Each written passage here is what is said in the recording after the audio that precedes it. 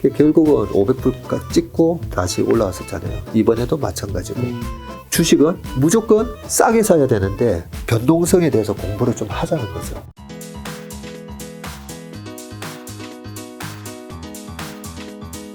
요 책에서 보면 변화의 생존에서 대표님을 변화 사냥꾼이라고 표현하셨던데 요건 어떤 의미인가요? 지난번 책 투자의 본질에 투자의 제가 본질. 그렇게 해놨잖아요. 네. 지금 책 제목이 거의 암기될 정도입니다.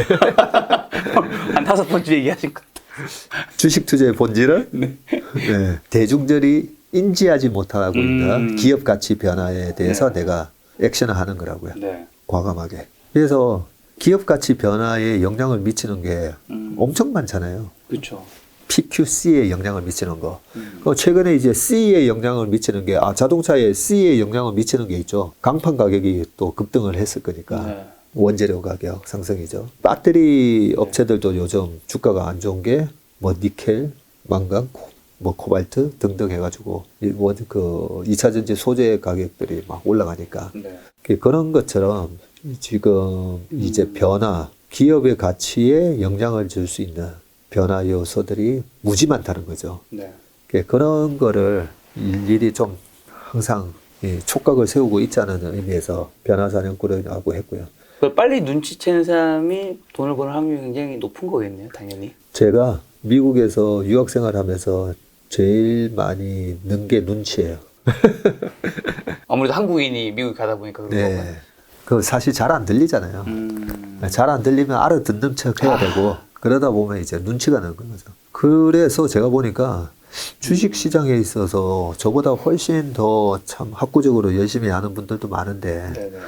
어떤 경쟁력을 나는 가지고 있었을까? 네. 내가 눈치가 좀 빠르구나. 기업 가치에 주가에 영향을 주는 거는, 주가는 뭐 실적의 함수라고 하잖아요. 그 실적에 영향을 주는 게 여러 가지가 있고, 우리 김한진 박사님이 그 얘기를 해놓으셨더라고요. 네.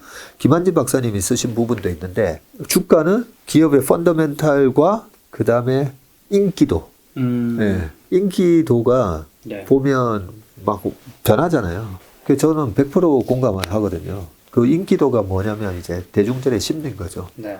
그래서 저는 이제 사람의 심리에 대해서도 제가 조금 눈치가 빨라요. 예. 이 시장에 참가한 대중들이 지금 어떤 상태인가. 예. 그런 거를 보다 보니까 조금 남들보다 시장도 조금 이렇게 지금 대중들의 심리는 어떤가요, 그러면? 아주 안 좋죠.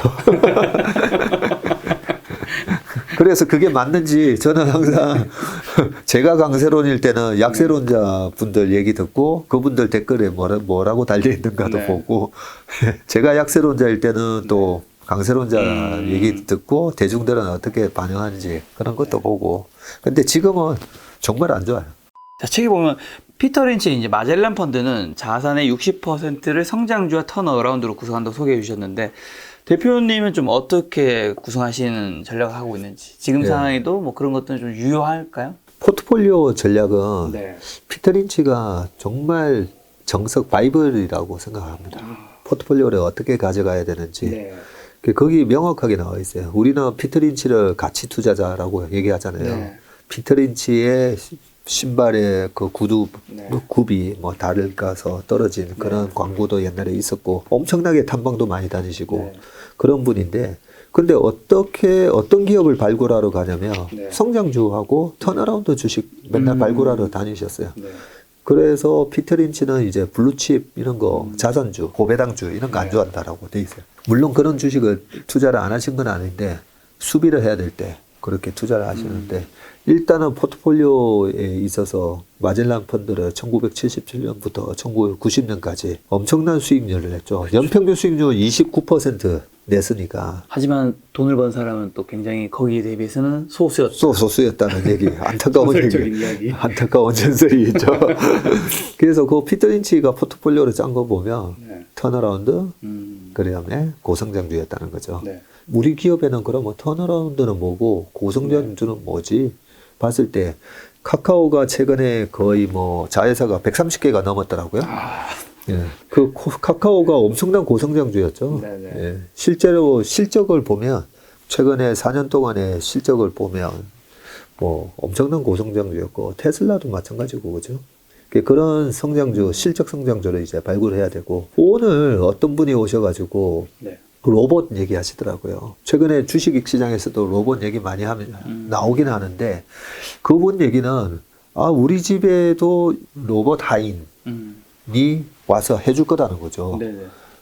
뭐 요리도 해주고 식탁도 닦고. 그래서 제가 그런 세상이 언제쯤 올 것 같습니까? 라고 물어본 거죠. 네. 그 우주 여행도 뭐 있긴 하지만 그런 우주 여행 이런 게 대중화되는 게 언제일까? 저는 3년 안에 현실화되지 않는 성장 스토리는 안 믿거든요. 실제로 나중에 절대 안 된다기보다는 주식시장에서는 관심 가지지 않는다 요 뜻인 건가요? 우리가 당장 다음 달에 무슨 일이 일어날지도 그렇죠, 모르는데 그렇죠. 그 5년, 10년 뒤에 뭐 된다 이런 거는 조심해야 된다는 네. 뜻이죠.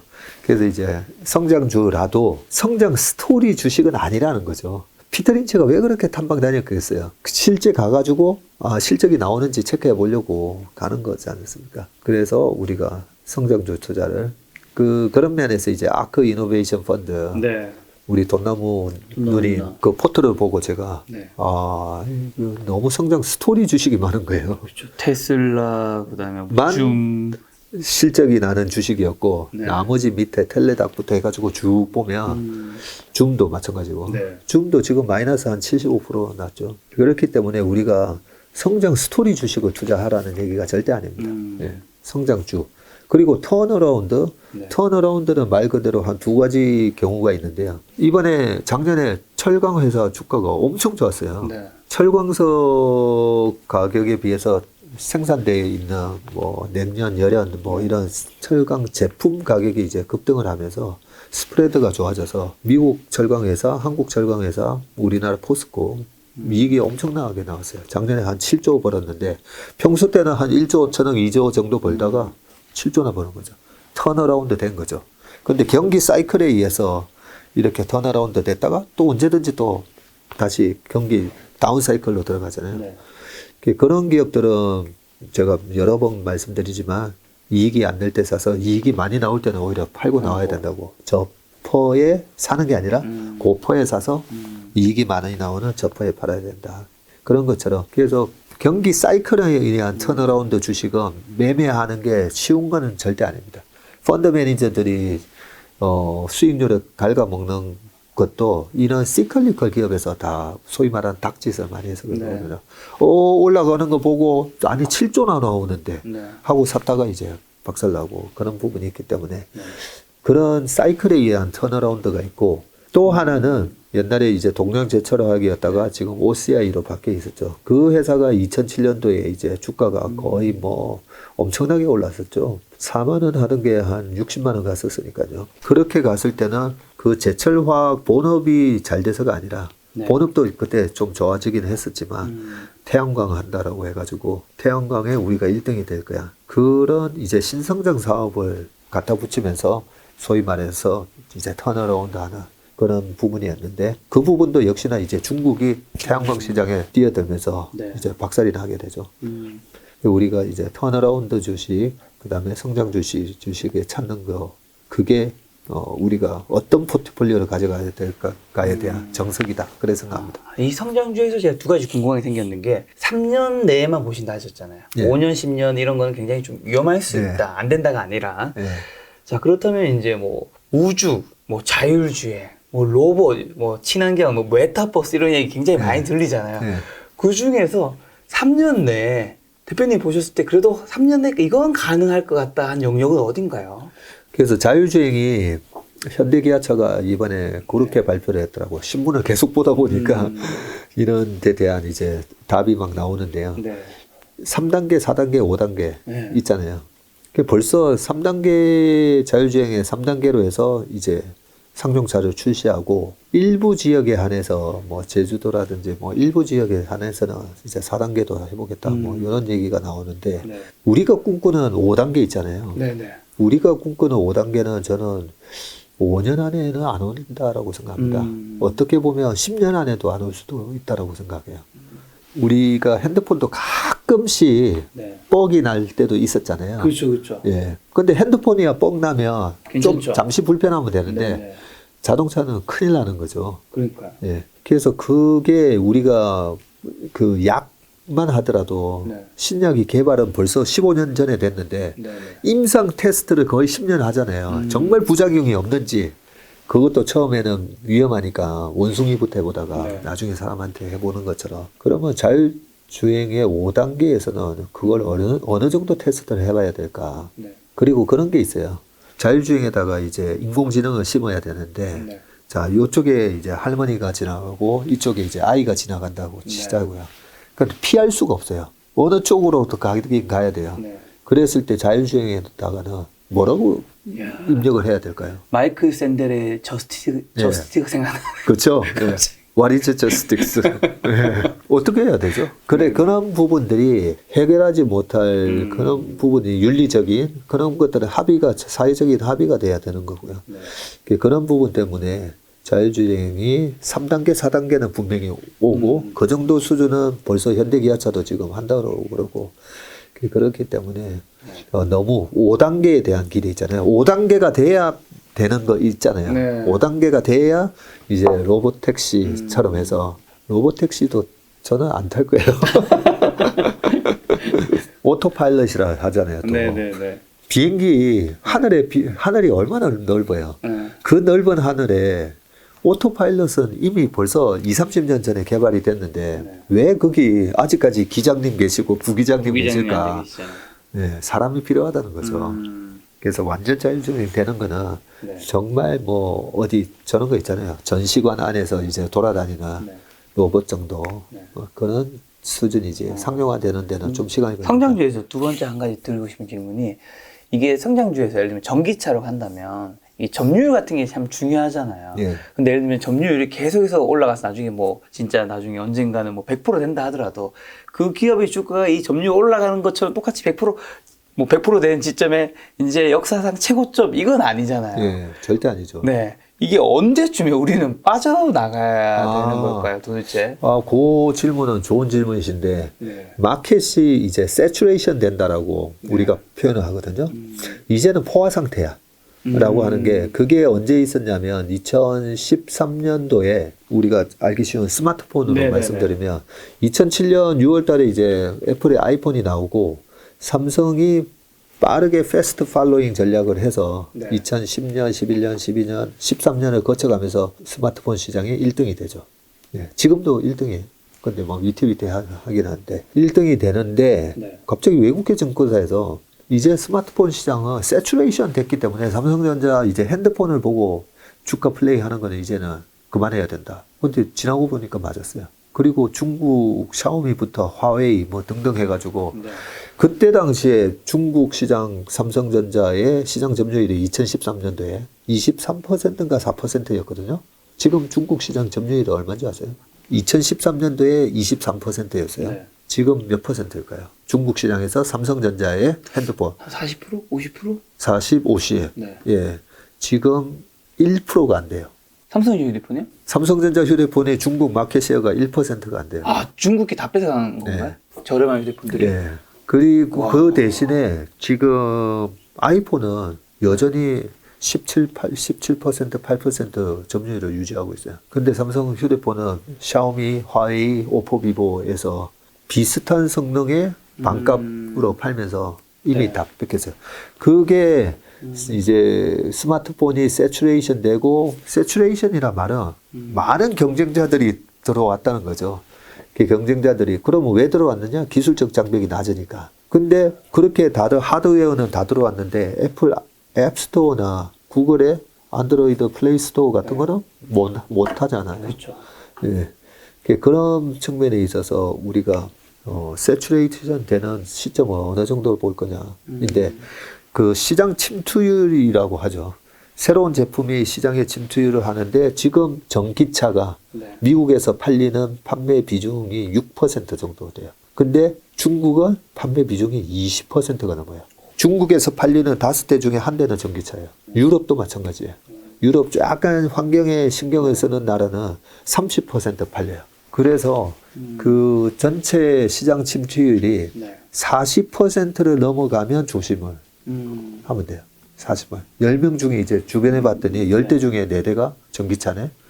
네. 그때 되면 세츄레이션이 이제 좀 조심해야 될 때가 있고요. 그때 되면 이제 조심해야 한다고 하면 애플 얘기를 다시 같이 비교를 하면 애플은 이 경쟁이 굉장히 치열해짐에도 불구하고 이 영역을 침범하지 못한 거잖아요. 그러니까 만약에 테슬라도 그 애플 같은 그 iOS 같은 경우에는 이제 자율주행 그런 소프트웨어 것들이 침범하지 못한다면 지금 애플 같은 위치를 테슬라는 계속 나중에도 유지할 수 있을까요? 네. 핵심적인 질문을 하셨는데. 네. 네. 애플은 앱스토어 때문에 네. 버티는 거죠. 실제로 애플의 생태계 때문에 저희 아이들도 이제 미국에 유학을 갔는데 한국에서는 삼성 갤럭시만 쓰다가 미국 딱 가는 순간 아이폰을 살 수밖에 없어요. 노트북 이제 맥북부터 시작해가지고 쓰는데 전부 다 이게 연동돼 있는 게 애플 생태계로 연동이 돼 있다 보니까 그런 부분이 아이폰을 안 쓸 수밖에 없는, 쓸 수밖에 없는 그런 생태계를 만들어 놓은 것처럼 테슬라는 그러면 그런 생태계가 있을까? 지금 어쨌든 자율주행에 있어서는 제일 앞에. 그렇죠. 테슬라 타고 다니세요? 아니요. 타봤습니다. 미국에 갔을 때. 저희 형님은 네. 중국에 계시는데 저희 형님은 테슬라 타고 다니거든요. 아마 테슬라 타시는 분들은 다 아시겠지만 그 자율주행 소프트웨어 기능이 너무 좋다는 거죠. 너무. 그 분야에 있어서 계속 이제 기술적 격차를 유지하면서 가고 있잖아요. 그게 뭐 자율주행 5단계가 만약에 실현화된다면 그걸 제일 먼저 실현할 기업도 뭐 테슬라일 거고요. 그렇게 해서 테슬라가 뭐 구독 모델로 바꾸고 이랬을 때 지금의 애플의 앱스토어 같은 그런 생태계를 만들어 버리면 지금 애플처럼 되겠죠. 그렇게 되면 워런 버핏도 아마 주식을 살 것 같아요. 요 의견을 바라보는 시장이 SF플러스 자산운용의 강만치 회장님은 그걸 가능하다고 보시는 입장이신 것 같고 그렇죠. 반대편에는 또 다른 분들은 전기차 자율주행도 지금 경쟁이 얼마나 치열한데 따라온 업체들 결국에 테슬라도 많이 뺏겨라고 보는 데가 있는데 대표님은 어느 쪽에 좀 더 가까우세요? 제가 5년, 10년, 3년 뒤에 일어날 일은 모른다 했잖아요. 네네. 그래서 저는 장기적인 비전보다는 계속 지금 2년, 앞으로 2년 동안에 테슬라의 아성이 무너지지는 절대 않을 거니까. 그래서 2년 전에는 테슬라의 적정 주가 수준은 저는 700불이라고 봤어요. 네네. 그래서 700불 넘어갔을 때, 저는 3분의 1 팔았으니까 여기서는 막 쫓아 사지 마세요. 네. 이런 메시지를 드렸었던 거고. 네. 그리고 900불 갔다가 500불까지 빠졌다가 다시 회복했었죠. 그러고 지금 2년이 지났는데 테슬라가 재작년에 50만 대 정도 팔았거든요. 그리고 작년에 한 95만 대 팔았어요. 그리고 올해 한 140만 대 팔거든요. 그러면 재작년 50만 대 팔 때랑 지금 150만 대 가까이 팔 3배가 늘었잖아요. 그래서 기업 가치가 그 사이 많이 증가했죠. 그러면 박정무 예전에 테슬라 뭐 700불 넘어가니까 안 좋게 얘기하고 저는 계속 밸류에이션 트레이딩을 해야 된다는 생각합니다. 아무리 성장주라도 오버슈팅이 나오면 비싸면 저는 줄여야 된다는 생각이고 싸면 사는 거고요. 그렇게 보면 지금 테슬라의 적정 주가 수준은 지금은 700불이 아니라 950불? 900에서 1000불 사이가 적정 주가 수준이라고 보거든요. 그러면 이제 1100불 갈 수는 있죠. 최근에도 갔고. 그렇죠. 1200불까지 갔었죠. 네. 근데 1200불 가면 적정 주가 수준보다 20%가 넘어가니까 오히려 한 50%는 계속 끌고 가더라도 나머지 50%는 분할매도. 네. 그리고 최근에 다시 또 700불 왔었어요. 왔다가 또 다시 또 하고. 네, 그죠. 1200불 넘었다가 다시 700불 갔다가 그러기 때문에 테슬라는 지금은 전혀 테슬라의 아성을 위협하는 기업이 없다. 근데 2023년이 됐던 2024년쯤에 애플의 아이카가 나온다고 하는데 그것 때문에 이제 최근에 한국의 LG 이노텍 같은 주가가 막 먼저 움직였었죠. 그게 나중에 나오기 전 한 1년 전쯤에는 테슬라의 주가가 또 심하게 흔들릴 수 있다고 봅니다. 왜냐하면 저 같은 사람은 확인하고 싶거든요.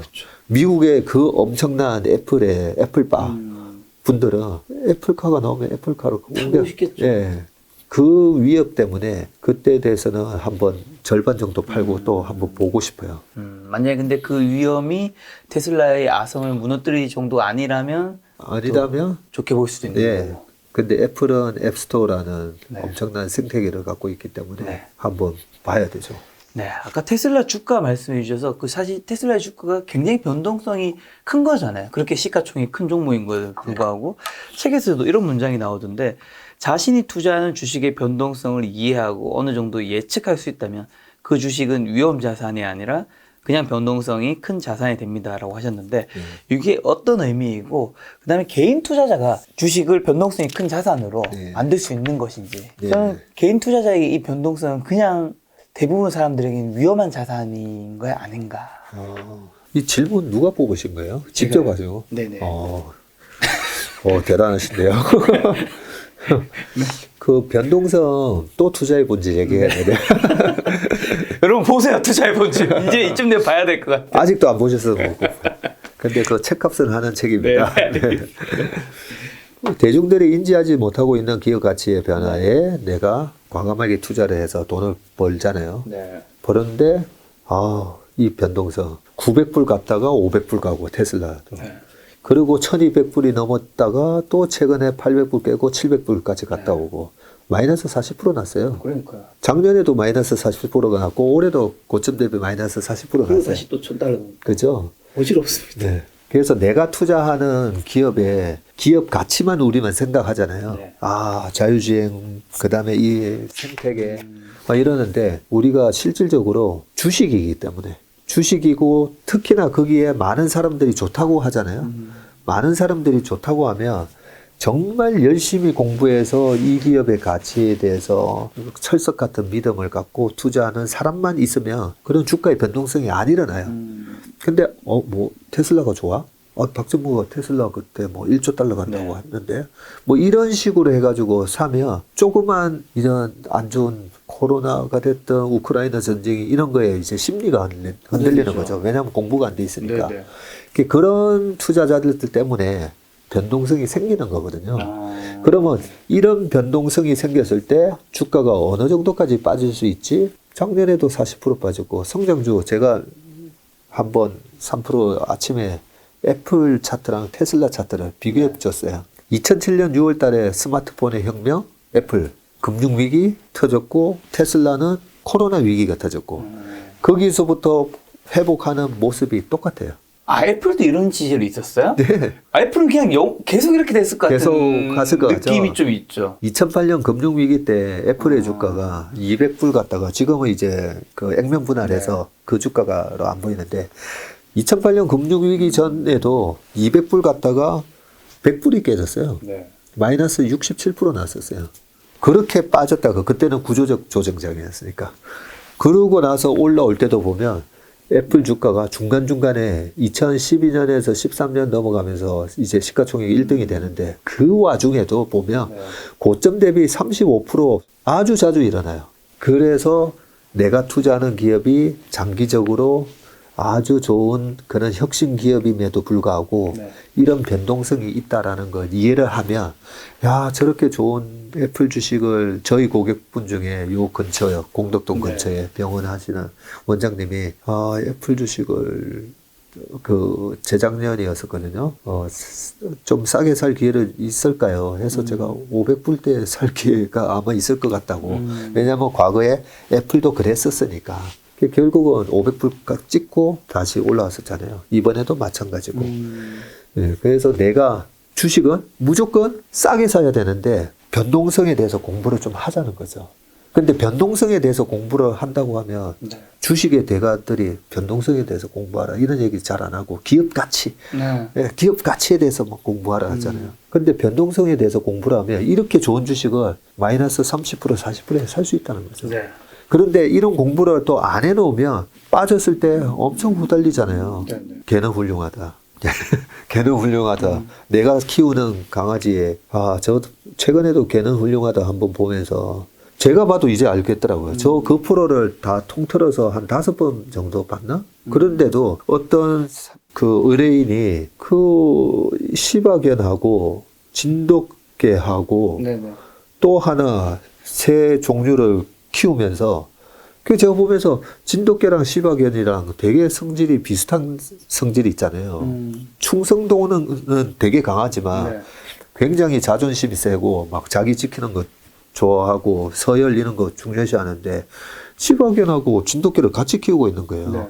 근데 시바견이 요만할 때는 조그만했을 땐 괜찮은데 얘가 자꾸 커지니까 엄청난 싸움이 일어나죠. 근데 주인이 내가 키우는 강아지의 속성을 모르고 키우고 있는 거기서 이제 문제가 발생하는 거죠. 뭐 맨날 그 남편하고 싸우는 거죠. 그러니까 그런 것처럼 내가 투자하는 기업의 변동성은 어떤 것인가. 그러면 이게 성장주 변동성이 다르고요. 다르겠죠. 자산주 변동성이 달라요. 네, 그렇게 해서 우리 회사 이제 아침마다 이제 기업 발표를 할 때는 네. 현대차 발표하면 현대차는 어떤 기업인데 네. 카카오는 어떤 기업인데 네. 테슬라는 어떤 기업인데 아 성장주? 그러면 성장주의 변동성이 패턴이 있다는 거죠. 그래서 그런 거를 조금 이해를 하면 이렇게 마이너스 30% 빠지면 엄청 네. 누군가에게는 고통인데 네. 이렇게 싸게 살 기회를 또 역시나 주는구나 하면서 싸게 살 기회를 주고 그게 수익이 된다는 거죠. 변동성이 큰 자산을 알게 되면 위험 자산이 아니라 이렇게 늘 움직이는 거 알게 되니까 내 마음도 좀 편안하게 투자를 할 수 있겠네요. 예, 편하게 투자하고요. 10만 원이 40% 마이너스 나면 네. 6만 원 가잖아요. 네. 6만 원 가면 저는 성장주니까 어차피 전고점 돌파할 거예요, 다시. 네. 테슬라도 마찬가지고요. 근데 테슬라가 이번에 1200불 갔다가 800불이 깨지니까 마이너스 30%만 이제 40%까지 가기는 했지만 저는 이제 마이너스 30%부터 이제 좀 사긴 샀는데 살 때 어떤 마음으로 사냐면요. 10만 원이 7만 원 됐잖아요. 네. 근데 7만 원이 다시 10만 원이 되면 떨어질 때는 마이너스 30%였잖아요. 네. 근데 7만 원이 10만 원이 되면 몇 퍼센트죠? 40%인가요? 40% 넘잖아요. 네. 7, 4, 28 하니까 28,000원에 또 그러고 2,000원 남으니까 그죠? 떨어질 때는 마이너스 30 기록에 저는 항상 이제 차트에 고점 대비 얼마 빠졌는가를 다 표기가 되도록 해놨거든요. 네. 그 마이너스 35 이런 거 보면 제 머릿속에는 야 6만 5천 원이 다시 10만 원이 가면 네. 야 이거는 도대체 몇 프로야 뭐 예, 거의 50% 되네 뭐 이래 생각을 오늘의 최종 질문은 그럼 이걸로 마치면 될 것 같습니다. 네. 이게 이제 내려갔을 때 예. 이게 이제 올라가면 이런 것들이 이제 다 문제가 없는 건데 이게 모든 또 차트가 성장주가 또 올라가는 건 아니잖아요. 네. 안 올라가는 성장주는 혹시나 뭐 어떤 징표나 뭐 신호 같은 게 있을까요? 네. 야, 네, 좋은 질문 같은데. 오늘 질문들이 다 오늘 질문이 너무 좋으셔가지고. 좋아. 그러면 지금 안 올라오고 많이 빠져 있는 거 한번 네. 생각해 보자고요. 네. 자, 그럼 페이스북이 지금 반토막이 나 있어요. 아, 그렇죠. 그렇죠? 그리고 올라갈까요? 넷플릭스도 반토막이 나 있어요. 네. 자, 이 두 가지를 가지고 판단을 하면 넷플릭스가 마이너스 50% 가까이 빠지면서 밸류에이션은 좀 착해졌어요. 네네. 이제 착해졌는데 디즈니하고도 싸워야 되고 네. 애플하고도 싸워야 되고 아마존하고도 싸워야 돼. 네. 그 OTT 서비스라고 그죠? 야, 이렇게 이제 레드 오션화 됐는데 그러면 이제는 넷플릭스가 사실은 코로나 수혜주로서 또 올라왔던 부분도 있죠. 네네. 그러면 마이너스 50%가 돼도 약간 그렇게 선뜻 손은 안 나가요. 네. 그래서 마이너스 30%가 됐을 때도 아직까지는 그런 느낌을 가지고요. 페이스북이 지금 반토막이 났단 말이죠. 네. 예, 여러 가지 문제가 있죠. 왜 반토막이 났는지는 이미 이제 시장은 다 나와 있으니까 여전히 엄청난 광고 수익을 안정적으로 벌 수가 있어요. 네. 거의 코카콜라, 애플 같은 페이스북에다가 페이스북 많이 쓰잖아요. 네네.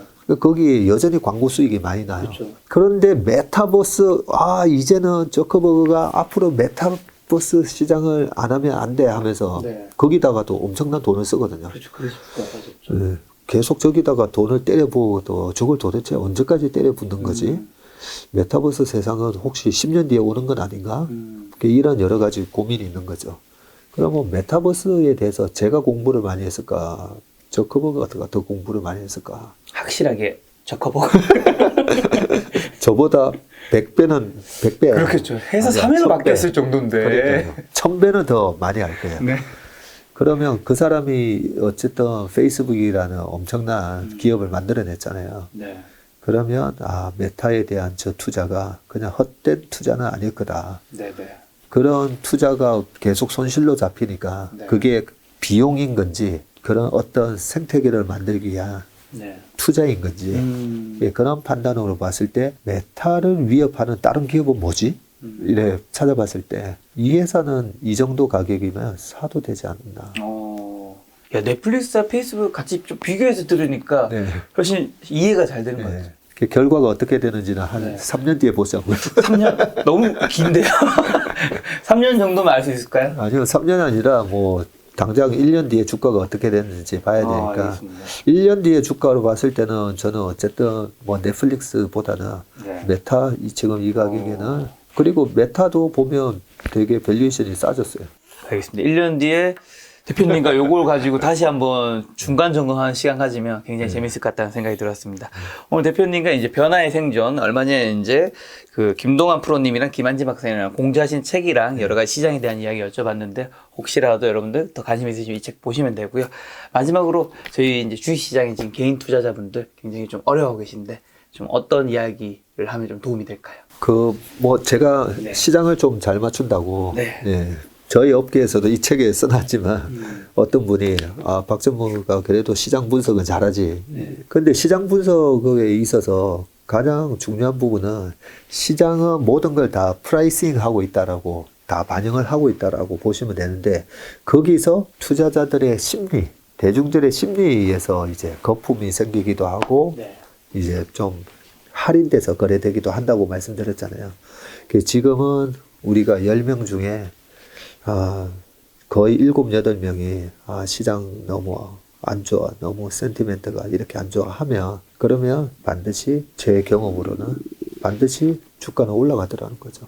그렇기 때문에 지금 많이 힘드셨겠지만 재작년에도 코로나 때문에 주가가 박살났을 때 지나고 보니까 그때 내가 주식했어야 되는데 지금도 마찬가지로 생각합니다. 전쟁까지 거기다가 금리 인상에 대한 공포 여러 가지 겹치지만 주가는 싸져 있고 올해 내년 초까지 여러 가지 악재들이 해소되는 그런 모습들이 나올 거기 때문에 지금 조금은 이제 많이 지쳐 있으시겠지만 조금 다시 한번 정신 차리고 여기서 정신 차려야 되나 하고 내가 투자하는 기업의 분기 실적을 한번 체크해 보면서 해보시면서 그 실적이 그렇게 미스를 하지 않는다면 믿음을 갖고 한번 버텨보시기 바라겠습니다. 알겠습니다. 대표님 말씀대로 이제 주식시장이 다시 상승하기를 염원하도록 하겠습니다. 오늘 만나는 손님은 박세익 대표님이었습니다. 지금까지 여러분 소중한 시간 함께 해주셔서 정말 감사합니다. 오늘도 김 작가였습니다.